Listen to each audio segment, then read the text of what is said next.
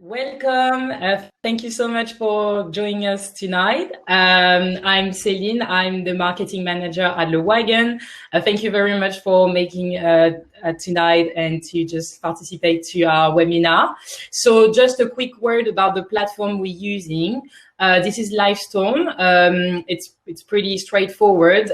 So you have the chat you can use just now to say hi and to just make sure you can hear us and see us well. So if you, yeah, great. So everyone's saying hi. So this is the chat. So feel free to use the chat for any general comments. And then just next to it, we have a question tab. So if you have any question during the webinar you would like an answer from, just submit your question there.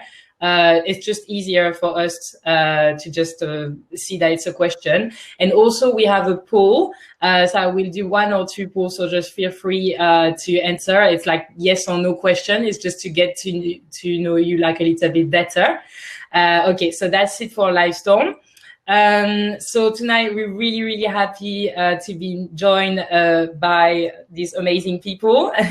So we have Walter with us, we have Robbie and Lars joining us for tonight. So we're just going to introduce ourselves really quickly, and then we can start the talk. So just a quick word about the Wagon. So we are a coding school. We train and retrain people in technical skills, web development and coding.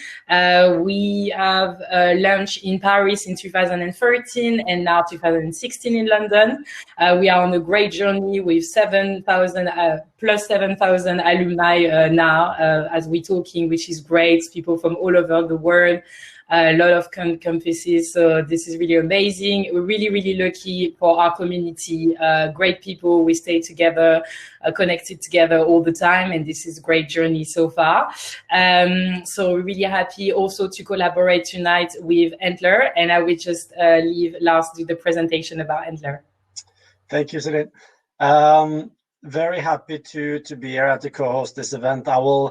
I'm only here to say a couple of words about Antler, and I will leave stage shortly, but happy to co-host this event about taking the leap into entrepreneurship, because that's a lot what Antler is about. So we are a global venture capital fund and a startup generator. So we kind of invest as early as you can go. What we do is we run 6 months program where we help individuals go from just being an aspiring entrepreneur, someone who wants to start a business but haven't done so yet, join the program to find a co-founder, develop and validate the business idea, get an investment from Antler to get some runway, and then raise a seed round. So from in a 6-month journey, you go from kind of being an individual to having a seed funded company. And Robbie been through this process, so very happy to see Robbie here. And what we think we are kind of solving is we're kind of breaking down the barriers to entrepreneurship. So we think that the main barriers to entrepreneurship is finding a good co-founder, developing and validating a business idea, and then also having a clear pathway to funding. That's also often the big uncertainty, right? If you're a sort of solid individual who has a kind of very comfortable paying job, it's important to have some sort of certainty on the financial dimension as well.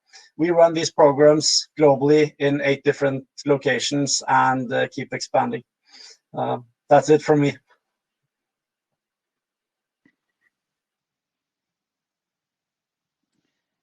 Great, so I will introduce myself quickly. I'm Walter Segara. Hello guys. Super happy to be here with Céline, Robbie and Lars tonight, and for all the ones who are joining. Just quick introduction. When I think about, so I did Le Wagon bootcamp, and I had a bio like everybody else, and my bio said father of 2, husband of 1, not the other way around, and founder of TRIBAM, which is probably a good way to introduce myself. So a family man with a few gray hair, as you can see. I've actually done my whole career until a year and a half ago in investment banking.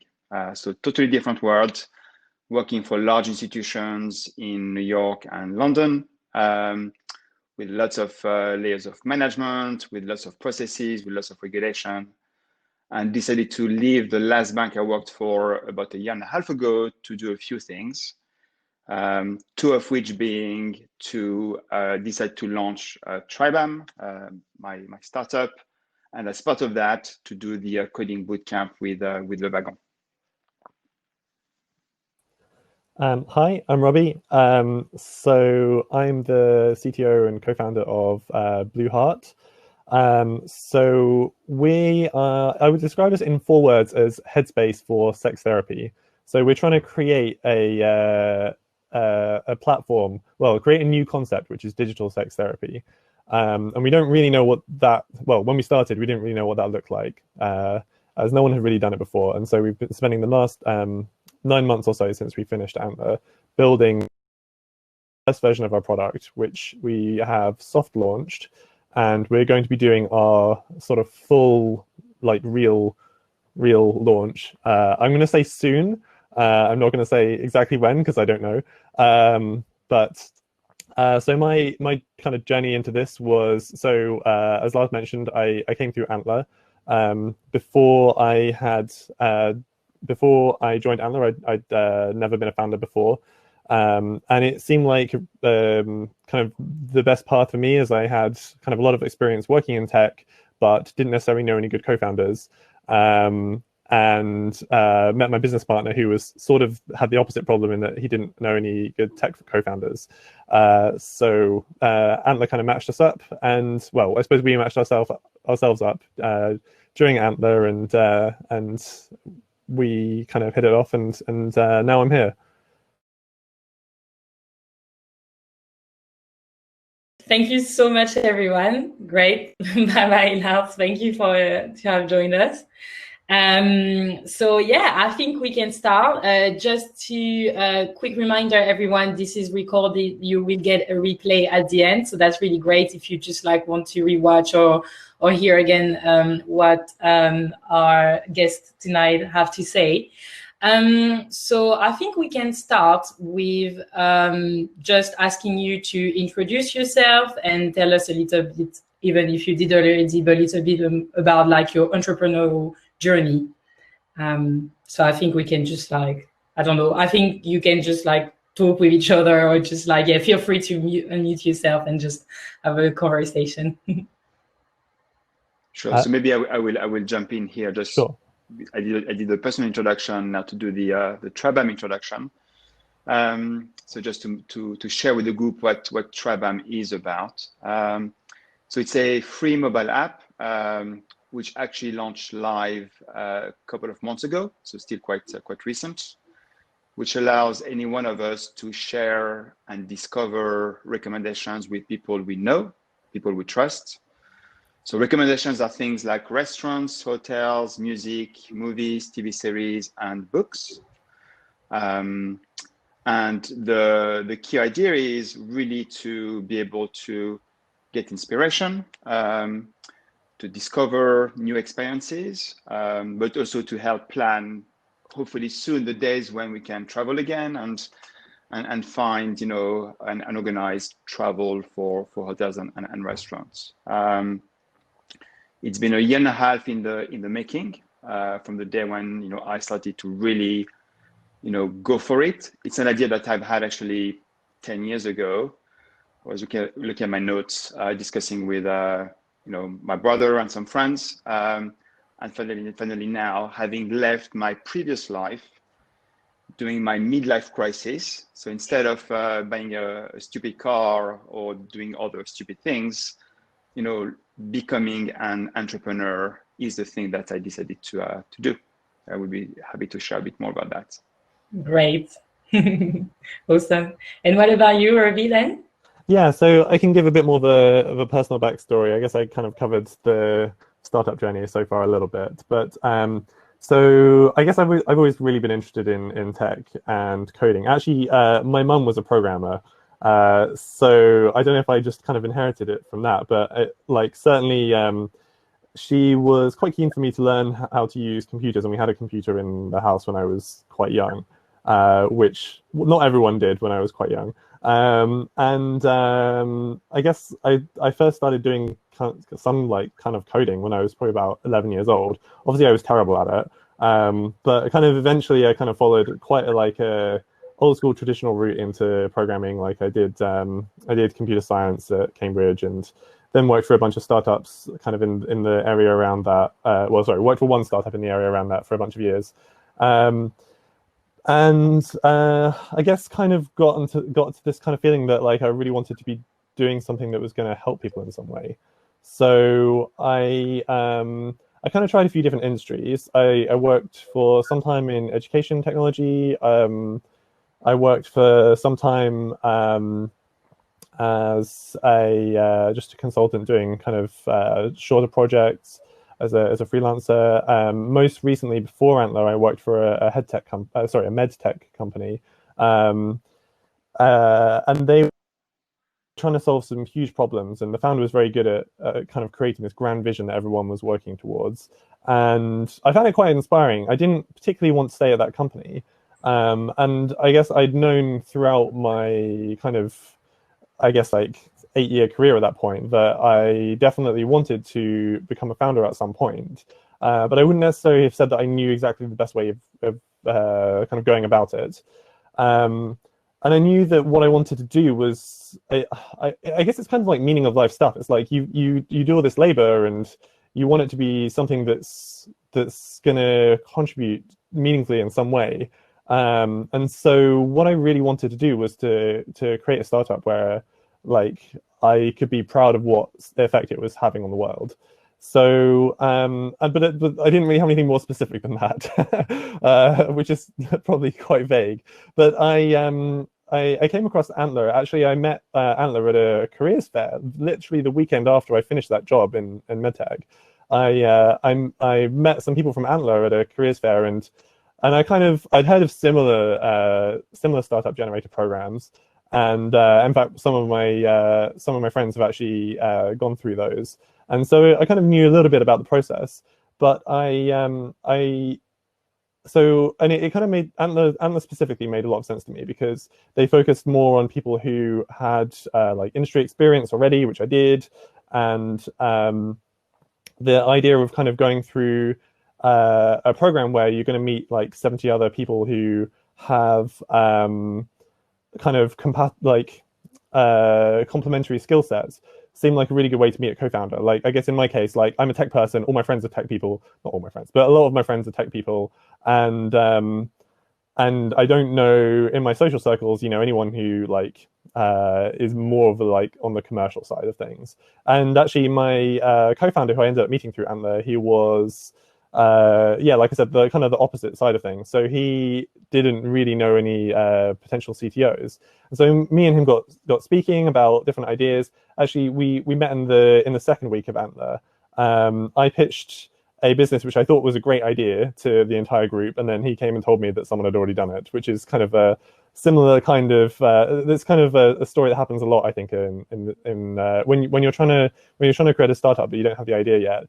Most ideas that you have are either you kind of kill them quite quickly, or someone's already done it and been wildly successful, or somebody's already done it and died. Startup died, hopefully not them.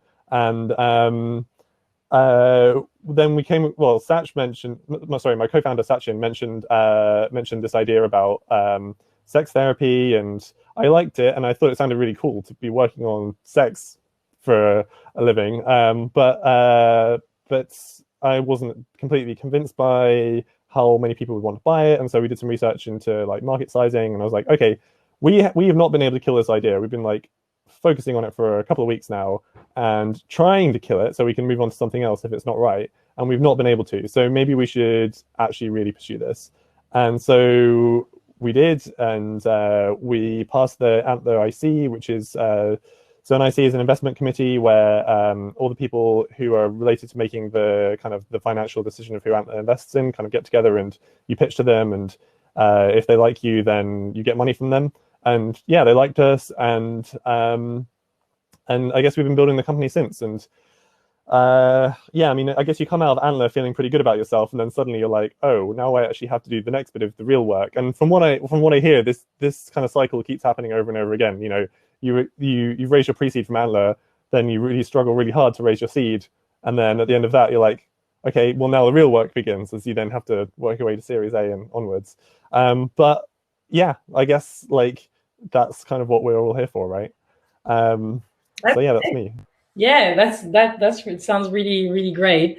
Actually, that's interesting because you gave us a little bit like where you saw a gap in the market, because like one of your idea was to see like, oh, is anyone else did or pitch or create a startup like that, and you saw like no one did it, so you were thinking like, yeah, that could be like a good thing to do. And yeah, great. I think it's really interesting. I never heard about something like that before, so it's really great. So now I can jump back to Walter and ask you, did you see like a gap in the market? Did you see like something that could be done to be like successful, or like what happened with your idea? Yeah, sure. Actually, when I think about it, there's really almost like two aspects to it. One which is very practical, and one which is actually the vision. So if I start with the practical aspect, which actually is something that I came across myself, which was using tools for finding recommendations. And we can all think of at least 5, if not 10 different things we can use every day, and we have for a long time, to get recommendations, right? The TripAdvisors, Instagram, Facebook, LinkedIn, you name it, right? There's a lot of those already out there. The problem I was encountering as a user myself, and that's what I was looking for initially, is that you go to TripAdvisor, which is, I think, is a good example. I've been using TripAdvisor a lot historically because it's very easy to use. You find a hotel with 2,000 recommendations. Great. 2 problems there. The first one is that any one of those individuals giving recommendations are different from you, Céline. So what works or doesn't work for them may work or not work for you. It's difficult to interpret those reviews and recommendations just because we don't know the people. And the second problem, which again is not specific to TripAdvisor, but across all of those platforms, is that reviews have so much value economically, they get manipulated all the way to blatant fraudulent activities. People went in jail in Italy because they were managing businesses whose job was to create fake recommendations on things like TripAdvisor, Facebook, or others. So as a user, the practical issue was, how do I solve that? Well, the other way we get recommendations is by asking our friends and family. You want to go away for a weekend in Rome, you have a friend who just went there, you know that person, you know what it means if the person recommends or not the hotel. That single recommendations has a lot more value to you than 2,000 you can find otherwise. So that's the first, which is like the very practical, basic, but that was the core of the idea. The second, which is even more important for me personally and behind TRIBAM, is the issue with what social platforms have become. And we've all read a lot about some of the trust issues on some of the main ones out there, trust issues between the platform and their users. And actually, I realized that a lot of those came from a very single problem, which is the business model. Now, I've been in banking for 22 years, so sorry if I think about the business model right away, but it drives a lot of things, right? Where are the interests between the parties? And most of those platforms, not all of them, are based on selling ads. That's their main business model, which means that to sell ads, they need to sell data, which means that the clients, the customers of those platforms are not the users. Their clients are the advertisers, which makes sense. The users are only the fuel which feed those platforms, which creates a conflict between the users and the platform. And that resonated very strongly with me at the time. And when we built TRIBAM, at the core of the vision is TRIBAM is here to serve our members. We're a tool, we're a space at their service. So commitment on the business model, we will never do ads, we will never sell data.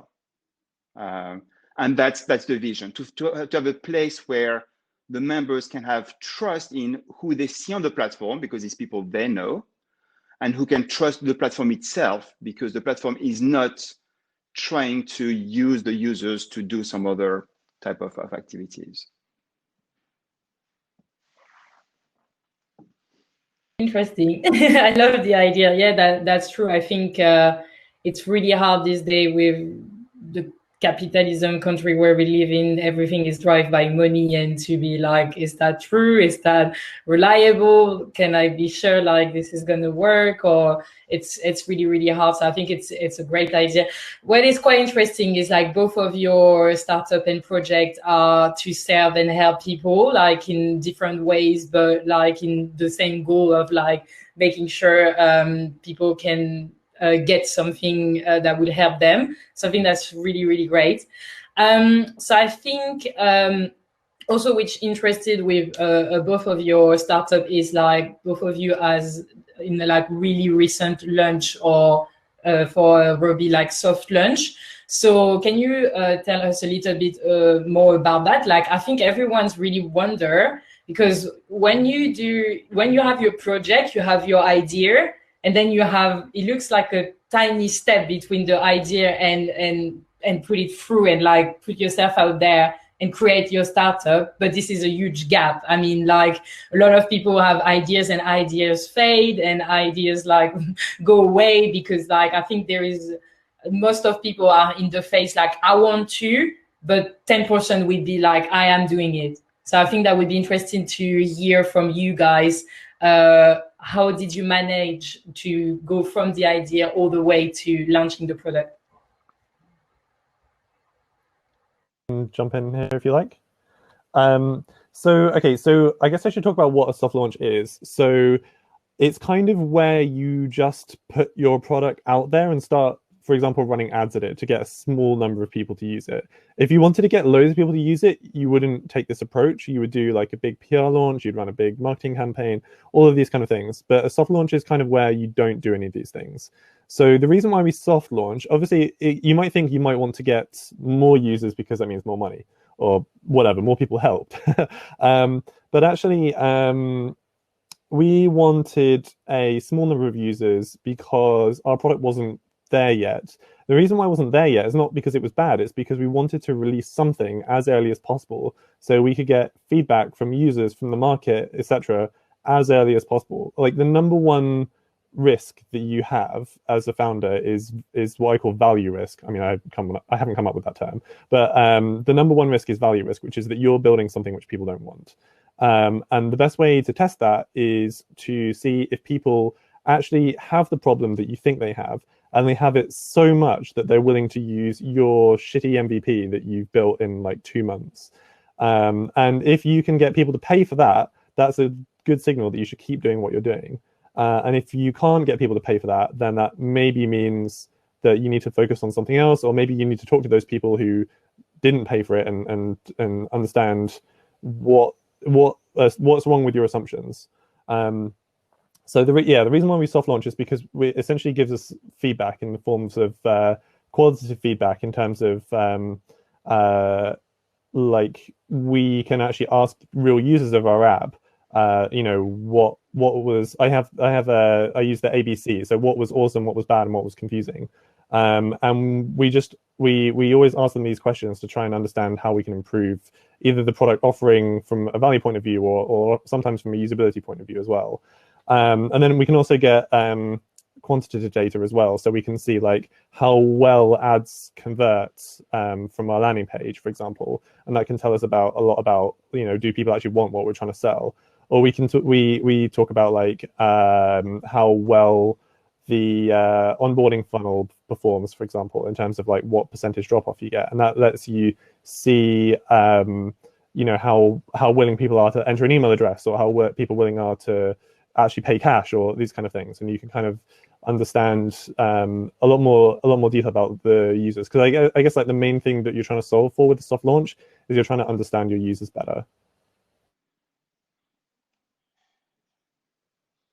Yeah, maybe just to echo on exactly that. I agree that, talking to your audience, finding a way to engage your audience is the most important, but the most difficult thing to do as a founder. The most important thing, because Robbie said it very clearly, one thing is to have a great idea. Another thing is to have a great idea that somebody else wants. And it is the most difficult thing I find to do is, well, first in terms of accessing your audience, so just finding a practical way to engage into that dialogue, because there you need to be careful. When I ask my mother, she always loved everything I do, but she's probably not the right person I should ask. So you need to find a way to get to the people who don't have an angle with you and therefore will be neutral enough in the feedback they give you. It's also the most difficult because it's difficult not to fall in love with the product you build, right? We're all convinced, every single one of us, that whatever we're building is the best thing ever. And by the way, if you're not convinced about it, it's going to be difficult to get all the way to the end. So you need to have that conviction, but at the same time, enough distance with your thing, your baby, that you've sweated and that you've spent a lot of time and your energy and your money to develop, being ready to change it, modify it, tweak it based on what people tell you about your product. And it's really not easy, but that's absolutely key. Agreed. The other thing, sorry, just the other part of your question, which was, the challenge when you start. And again, I'm going to pick up on something that Robbie said earlier, which was your initial idea, Robbie, seems that it had already been done before. It's very rare to come up with an idea that has not been done before. And by the way, most of the super successful companies out there that we all relate to, anyone you can name, none of them were original ideas. All of them were actually, copying or getting inspired by something else. Just the way they did it, the time when they did it, and how they did it was different, and that made the difference. YouTube is a great example. You had, tons of platforms before doing video sharing, which all, fell or didn't go very far, and then YouTube arrived at the right time when the cost of the bandwidth came down, and they were clever enough to invert actually the business model, not to get the publishers, the users to pay for access, but to pay them, ad revenues to publish on the platform. Fantastic idea, right? So yes, it's important to understand your competitive landscape, but don't use that as a reason not to do your idea, because it's very difficult and rare to find something that nobody has done before. True. I think also it's a lot of things now is done to marketing and how you're going to market your product and how you're going to launch it, and I think that's also that's why you need to actually look at the competitors and maybe find the way they haven't communicate and you might find a gap in there. That's really true. But also originals, ideas, and completely new product can be totally revolutionary. So that could be great. Also, Robbie, you said you mentioned your company has the headspace for sex therapy. So you're also using competitors or someone you can compare yourself with, which is, I think, today original ideas, it would be really hard to have. But yeah, that's really interesting. And also I have a question, guys, for you, that both of you, now you mentioned that you are technical founders. So Robbie, you're a CTO, and I guess also you, Walter, and you, the founder, and you created the app. So I know, Walter, so you did the bootcamp. Did you, because you said you had this idea about your company 10 years ago, did you think okay, I am going to retrain myself in technical skills, learn to code, learn how to create an MVP and an app, and then I would be able to do my idea? Did you want it to have this thing I want to do this by myself? And for Robbie, yes, Sam, you mentioned that you were only known some friends that they were CTO, and you were looking for the contrary, like someone who was not technical. So you were looking more for, you said, the commercial part of it. So can you guys telling us more about that? Sure. So maybe I'll start on this one. To be totally honest, I don't consider myself a technical founder, but I consider myself a more technical founder than I was before doing Le Wagon. So let me explain. So yes, when I decided again about a year and a half ago to go and do actually launch TRIBAM for real, I realized that it would be impossible to have some level of success without understanding really the way a tech product works. And that was not my background at all before that. So I looked at different options and came across, Le Wagon, and was convinced that that program, the bootcamp, would give me the right basics to do a few things. One is to understand the product that I was going to build with other people around me. So I'm not the one who coded the app. I work with developers to do that, but I wanted to understand enough of the different parts, enough of the process to be able to do it in a better manner. And when I think then, having done Le Wagon for 6 months, so I did the part-time version, which is 2 nights a week, 6:30, 9:30, Tuesdays, Thursdays, and the whole of Saturday for 6 months. You may remember that I'm married, have kids, and that was kind of a big commitment for me and for the family, but I loved every single minute of it, even more so because I tried to get the kids to participate in that process. And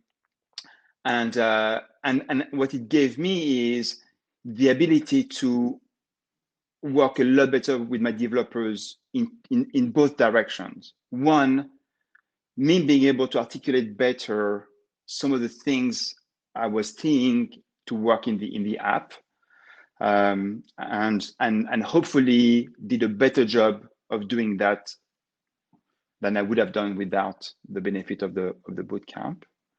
Actually, 3 things. 2, call their bluff as well, right? So, and actually it happened a couple of times where sometimes it's easy to say, no, it's not possible, or yes, but it's going to take 5 years.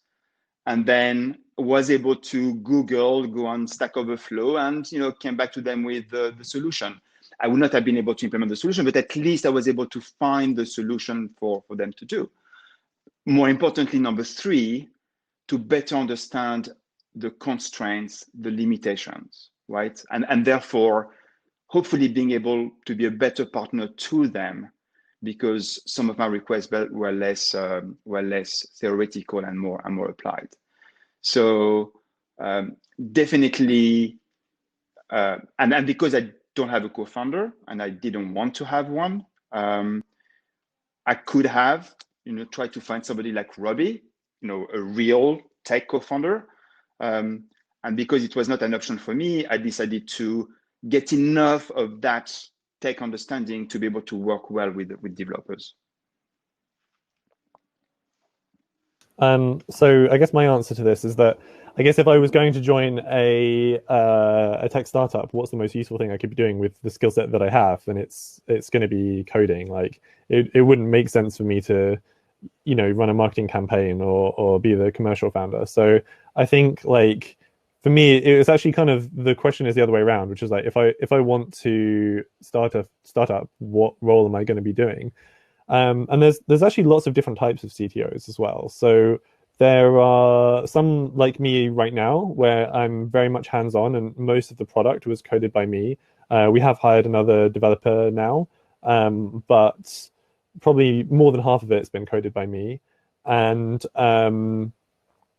there are other founders. There are other technical founders. Like I guess the first CTO that I worked under when I did my first job out of university, he was really a salesperson, and the reason why his job title was a CTO is because the clients because we were selling a very technical product. The clients wanted to speak to the CTO whenever a sale was happening, And so they kind of just made the head technical person on the sales team, the CTO, because it's more kind of flattering for the customers that way. And then I guess there's also like in a much larger organization, the CTO is going to have a lot more management than I do right now. I mean, I have some management, but for most of the time that the startup's been running, really my job has just been doing coding and product work. I wouldn't say being a code monkey. I actually think if you just want to be told what code to write, then you shouldn't be a startup founder, because that's not really how this whole thing works.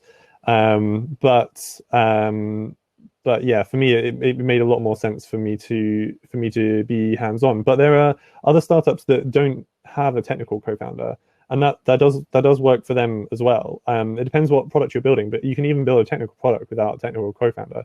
But you need to have, on the founding team, you need to have enough of the relevant skill sets that, you know, a VC is going to invest in you and give you the money to hire a dev team. Because I mean, not anybody can just go to a external agency and get something made cheaply, because you probably will get the if you're not someone like Walter, who's got enough of a tech background to avoid that happening. But yeah, there are plenty of people who do have who aren't a CTO, who do manage to raise money. Sometimes people raise money just with a PowerPoint, right? But that's because they have got enough of the right background and the right skill set that PowerPoint is amazing and is, you know, the pitch deck for something that is enough that people believe in you. So there's a lot of ways into this, and there's a lot of ways to not have a CTO as well, if that makes sense. That's really interesting. I think I heard, and like you can tell like that you don't need to be a tech person to be a founder, but you need to understand everything around tech. That's really important. So like that's why I think what explained like why I did the bootcamp, because if you want to, seems like you know what you're talking about and where you are going to, when you are heading to, you need to just like prove and have this vocabulary and like explain like what is your product about, and what is your goals, and where you want to, do you want to go for the future. So I think that's really important to at least upskill yourself into like some tech aspect, to sound like at least you know what you're doing, yeah, for raising money, or to go further with your startup. This is really interesting. I think we have some quite good question as well we can jump into. So we have a question for Leo asking, do you think that platforms with advert-driven business models inevitably end up serving advertisers over users? So I think that's what you were talking about a little bit, Walter. So that would be interesting to hear. And I'm happy to take it. And it's a very precise question, which is well worded, because indeed I'm always a bit black and white in the way I express things.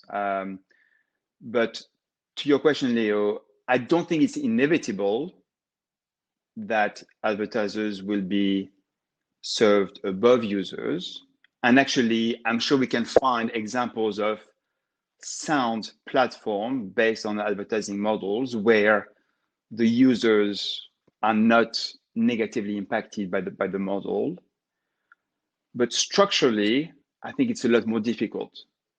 So you need to really be extremely deliberate as an organization who gets all of your economics from the advertisers to still every single day do the best you can to serve the users, or at least not to negatively impact them. I mean, one example, right? And again, some people have written books about it, which are much more interesting than what I can tell you. But by the way, one is called Zucked, a fantastic book about the former advisor to Mr. Facebook. So one example is engagement. When you sell advertising, you need your users to spend as much time as possible either on the website or in the app. It's not always the good thing for the users to spend time. It's a good thing if they get something positive that they are looking for out of the experience, absolutely. But using tricks, be they emotional or be they in terms of design or whatever, to keep them in just so that then when you go to advertiser, you can show longer time on platform, is not a great thing. So long story short, I don't think it is inevitable. I think it's more difficult. I've been asked that question many times for TRIBAM, can we not do both? And, I want to be black and white. And because if we're not black and white, I think people may not see it. And therefore I say it publicly and we put it on our website. We will not sell the data of our users on TRIBAM.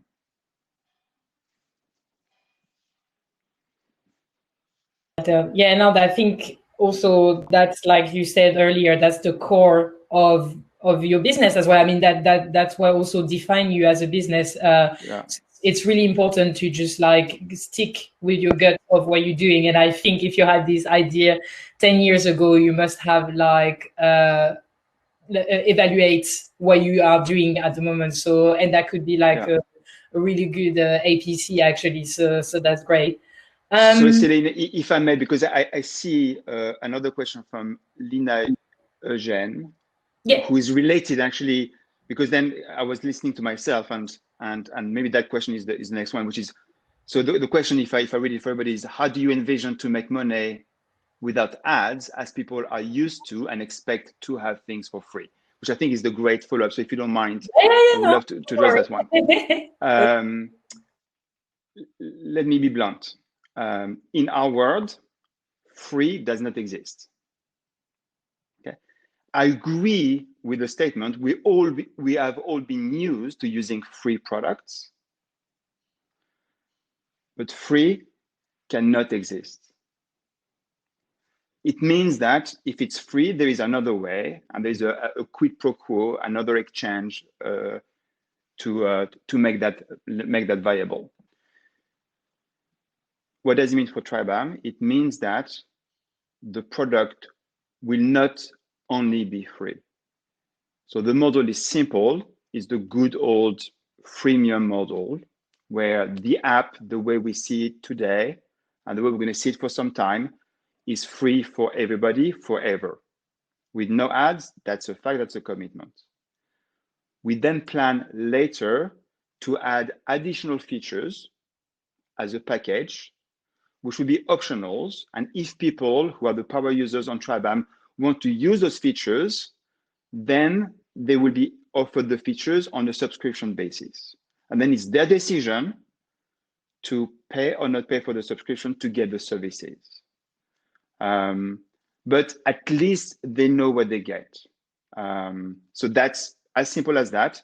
It's not new. It has been going on for some time. There's some great apps out there like Visco, and Instagram, but with proper values and vision, who are based exactly on that model, and a few other ones. And that's the way we tend to do it. Yeah. That's a pretty common business model. I think that's great because it gives as well like the envy for the customer to just like have a look and see what's happening. And then I think also what we can talk about about apps is like, I think the question from Lena was pretty interesting in the fact like that's true that we in our head is free because technically we're not putting our credit numbers there to get something. So we call it free, but every marketer knows that it's not free. Like there is, as you say, selling data or other things to do. But I think if I may, people should be paid to use Facebook or other services like Facebook. I don't want to just pick at them, right? But let's remember that those companies, business models, are producing billions of dollars of value for the shareholders using the fuel from the users. And actually some people have said it, users should be paid something given the value that they put into those networks because of the ad model. Sorry. Yeah. It would actually be quite a reasonable amount. I think the last time I checked, Facebook makes about £20 per user in the UK. So, if you got paid, that's per year. So if you got paid £20 a year to use Facebook, that wouldn't be bad. Yeah, definitely. Okay, great. I think we have a question. Maybe Ruby, if you would like to answer, or Walter, as you want. It's someone asking, how did you attract? So it's quite the same related. So how did you attract the right users to get most relevant and quality feedback for your soft launch? That's a good question, actually. Yeah, so I mean, we tried a few different approaches. I guess like I'm not aware of an exact science here. I think often like kind of more like product decisions like this tend to be you form a whole bunch of imperfect tests and then you try and come up with like kind of a unified theory from their results. So I guess like one of the main ways that we tried to do this was we ran a lot of Google ads without spending very much money, and we saw the cost effectiveness of those for different types of users. But we didn't just run people into the app with our ads. We also ran people into a Typeform, so that we could. If you don't know, Typeform is just it's an online tool for creating questionnaires. So we're basically using ads to get people to fill out a questionnaire. So that kind of gives you a few bits of information, because you obviously get all the information from the questionnaire, but it also tells you which types of questionnaire answers converts the best with Google Ads. And you can obviously try this with lots of different marketing channels as well. But this was kind of an imperfect test. Another imperfect test was we went to our domain expert pretty early on. We brought on an advisor who is an expert in sex therapy and a professor at a university. And her name's Dr. Catherine Hertline. And we went to her and we basically asked her, like, who are your clients right now? Like, can we speak to them? Obviously, we couldn't. But she gave us like a picture of kind of the demographic that they would be coming from. And then we also spoke to a few other people. So we spoke to somebody who used to be a product manager at Babylon, who worked on their kind of I guess it was when the system was kind of Wizard of Oz, where there's actually a man behind the curtain operating this big user interface. So they used to have a thing where you could search for a symptom and it looked like their AI was coming up with the answer, but it was actually a nurse. And we spoke to the person who was a product manager of that team and asked them about what their demographics were and that kind of thing.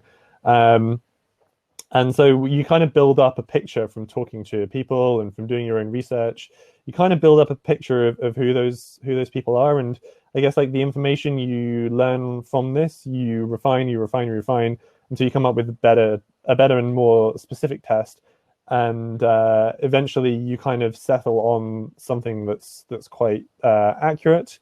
And then after the app had been soft launched for a while, we kind of got into having user interviews with like repeat users over and over again. So we have a couple of people who we now hire an in-house therapist as well as advisor, and we have our in-house therapist call them up once a month to ask them how they're doing with the app. And basically anytime somebody didn't convert because of price, we would and emailed us to tell us this, we would somehow convert them into, we will give you free access to the app if you're willing to give us good feedback. Obviously, we did this after they'd already seen the pricing page and decided not to. So it wasn't like that. They didn't know this existed until later on. But we basically took all these different approaches to build up these like kind of user personas. And then we got to the point where we could actually talk to our users and see if those personas actually matched. And one of the things you can do is you can actually pick people out of your analytics. If you believe a certain user persona would act in a certain way using the app, you can actually find these people in your analytics tools. And if they previously consented to being asked about these kind of things, then you can actually, send them an email and ask them. And in a few cases, they'll be very vocal, especially if they really like your product. And, the person they're speaking to in our case is a qualified sex therapist, which helps. And that person can then ask them questions to validate our assumptions on, is your user persona actually correct based on what you would believe the behavior of that persona to be. And so I guess the approach is just doing a whole bunch of different things which are kind of related and using each one of them to build information so you can refine your testing process, if that makes sense.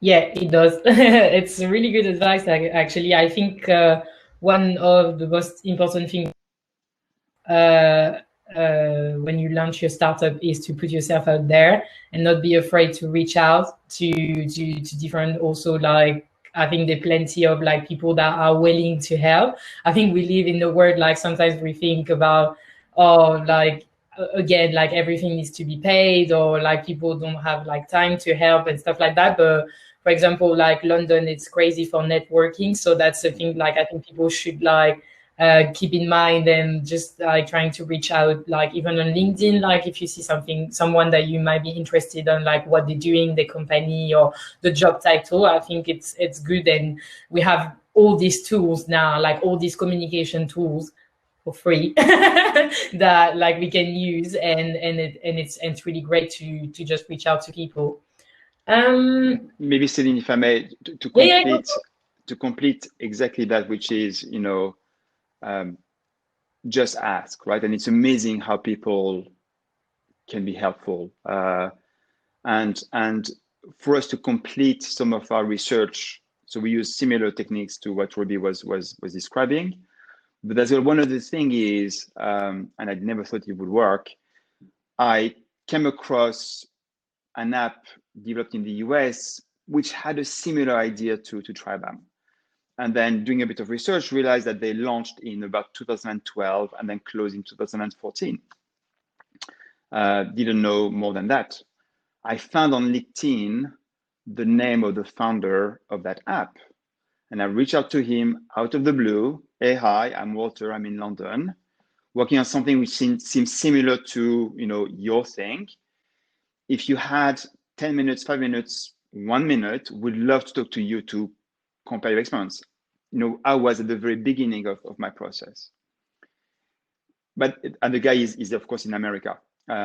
If it was France, for if there are French people around the room, reaching out to somebody who you don't know to ask him questions about a failure, you would never hear about the person ever, right? He responded in 30 minutes saying, you know, he was not super available that day, but he sent me an email long like this, giving me his whole story. This is what we did. This is what worked. This is what didn't work. And actually we ended up closing because of that, right? And then we exchanged, you know, a few emails over 3 days, which was incredible, but that was extremely useful information because of course, so relevant to what we're doing. So to your respective points, you know, do ask. It's amazing how people are ready to help, actually.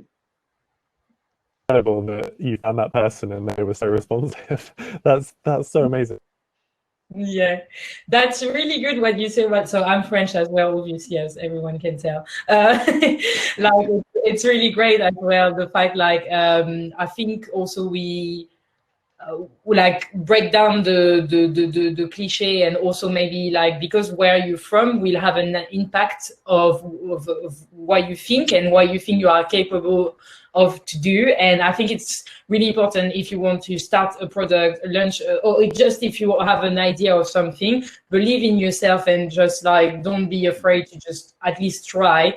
And even we grew up in the same kind of French way of thinking that don't do that. There is a way. Everything is kind of like set up and tricked, and like everything is so academic, and so it's not. It's really more like an Anglo-Saxon, like English type of thing, American, to be like, hey man, yeah, I have this idea, like, do you want to talk about it? So I think it's really important to just like break down this, because if you want to be a founder, if you want to do what you really want to do, out there. So hi Robbie, you back.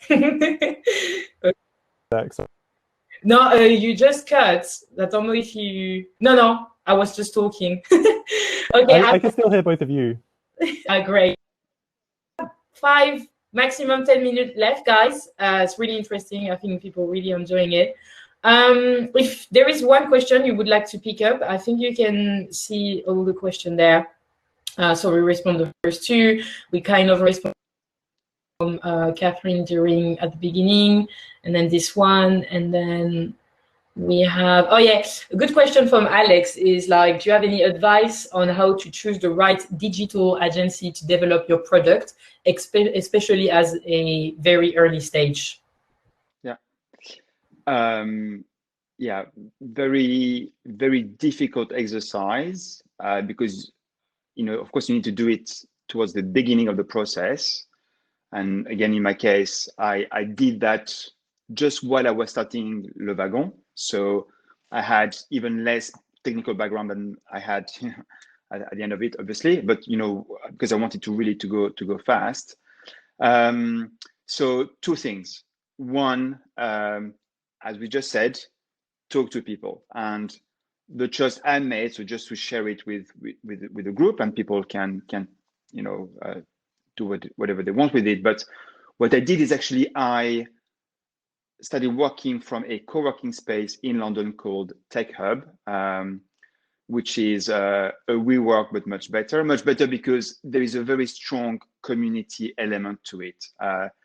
That's what they sold me on before I joined. I can say now, having spent a year there, that yes, you get a great desk and the facilities are nice, but more importantly, the community is incredible. And I had people offering their help right, left, and center with zero interest for them. And in terms of the digital agencies, I first, before talking to any agency, I spent a lot of time talking to founders, asking them the way they went, right? Freelancers, hiring developers, using an agency in the UK, agency, in India, abroad, all the different combinations. So first thing, helped a lot. The second thing I did then, I started talking to agencies, and it went well until the very last stage when you need to make your decision. And of course, the budgets can be quite significant, so you don't want to throw money out of the window. So I worked with I think he calls himself a consulting CTO. So it's somebody who actually is probably a lot more like Robbie, with a lot of very strong technical background, who understands all of the aspects to the very detailed, but who you can work with for a given set of time, right? And we work together, in particular, to review the final proposal from the last two agencies, help me understand the answers they had given, the questions that I had not asked that I should have asked, and how to interpret that. Rocket Surgeon, just to mention it, is the name of the company of the guy who I worked with, and he was incredibly useful because he was sitting on my side of the table. He even came with me in the final meetings with each of the two agencies to ask all the right questions and then help me to choose the agency. A bit of a shout out, the agency I work with is called Born Agency, based in Shoreditch in London. Fantastic, and very, very, very good choice. So yeah. Great. Yeah, I think, do you want to say something, Ruby, about that, or do you want to jump to another question? Well, actually, something that came up there was, or it came up previously as well, is kind of this idea of like kind of reaching out to people. And I kind of want to echo that because actually that's how we met our advisor, and that's kind of one of the kind of important people in the founding team. Was just we literally just emailed everyone who'd written a book in this space and asked them if they wanted to work with us in some way. And she immediately replied, well, I mean, she's in a different time zone, but she replied within an hour, which was like 7 o'clock in the morning her time, to basically say like, yeah, call me today. And actually, it's amazing how much of this world is kind of based on references and introductions and all of that kind of thing. I guess I'm new to this world. I've only been in it for just under a year, and like this is one of the things that I've definitely learned is that like it's really who you know is actually way more important than I had initially kind of factored into it. And actually, one of the things that Antler definitely helped with was helping me to meet these people. I mean, I guess like, you know, if Lars is doing an introduction to on my behalf, you know, they look at his job title and it's like partner at Antler, and they see that he used to work at McKinsey and all this stuff, and so he can make these introductions a lot easier than some of these first-time founders can, myself included. And I think the kind of agency question is quite interesting as well, because I think it kind of works the same way. Like I get a lot of emails now, and I'm sure Walter is the same, where you get a lot of emails from digital agencies who want to work with you, who you've never heard of before and you don't know anything about them, and you know, why would you trust them? But if I got a recommendation from somebody I knew, then things would be completely different. And I think like if there is somebody who you want to talk to, this goes for trying to raise VC money as well. There's somebody in a VC that you want to talk to. The best way to do it is to find somebody who they trust and convince that person to help you. And sometimes these chains can be quite long, but that is really the best way of getting in front of you know, the top VCs, or like if you're trying to form an agency or consultancy, of getting the best clients is to find someone they trust and get that person to sell you to them.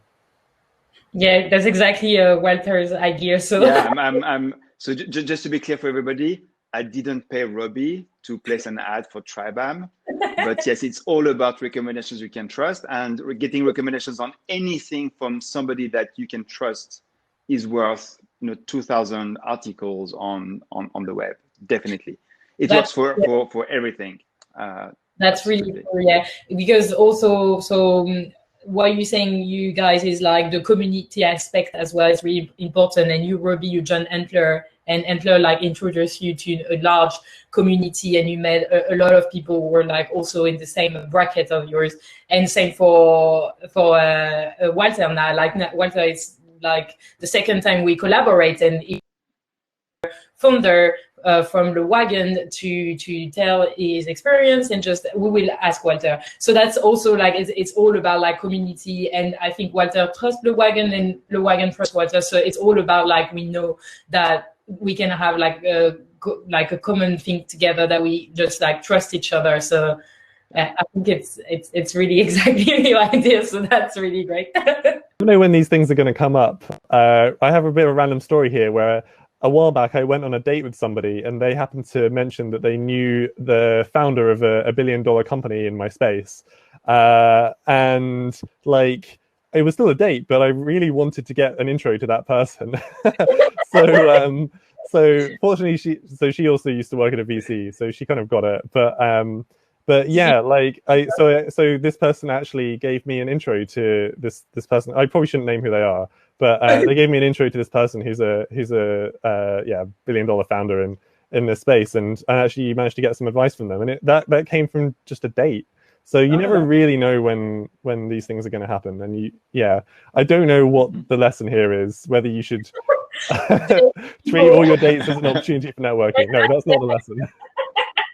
No, I think the common idea is just to put yourself out there, no matter if it's like a date or not a date, but like if it goes through networking, or join like Facebook groups, or reach someone on LinkedIn, or I don't know, DM people on Twitter or Instagram. It's just communicate, because if you have a great idea but you not allow yourself to communicate it to other people, I mean, like it's just an idea, or it's just a project, and you won't go. I think it's hard to go far just with yourself. Like obviously maybe some amazing people that they do it, not I mean as a single founder as you Walter, but just like to not like getting help from any other aspect, that people work in different industry. So I think it's important to put yourself out there, and for Robbie to keep dating. Okay, I think we're done here, guys. Thank you so much. That was such a great talk. Really great to have you. Really inspirational stories. That was awesome. So what I'm going to do now is I am going to share with the audience where you can find. Here we are. So Blue Hearts for Robbie. And if you can put them in the chat as well, guys. If you want to share your social media handles or anything like that, just feel free. That is just going to pop up on the screen of people. And if you want to, because I'm sure you want to now after this great talk, get up as well. Here the link for it. So it's yeah. Oh.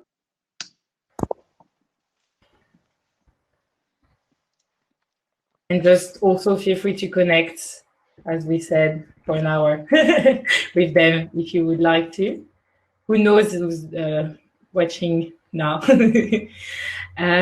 Oops, I think I just think they tell me your link is too. Let me check. I'm not sure I can send it here. No, sorry. So I'm going to share. I'm going to share TRIBAM app here. Yeah, here we are. So this is TRIBAM. If you want to download it, here we are. Okay. Perfect. Thank you so much, everyone. That was amazing. Just one last word. This is recorded. You're gonna get a replay, so feel free to just like have the replay if you want to. Céline, Robbie, everybody, pleasure. Thank you, guys. Yeah, thank you so much. Thank you for Bye-bye. hosting. Thanks everyone for coming. Thank you. Have a good evening, guys. Bye-bye. Bye.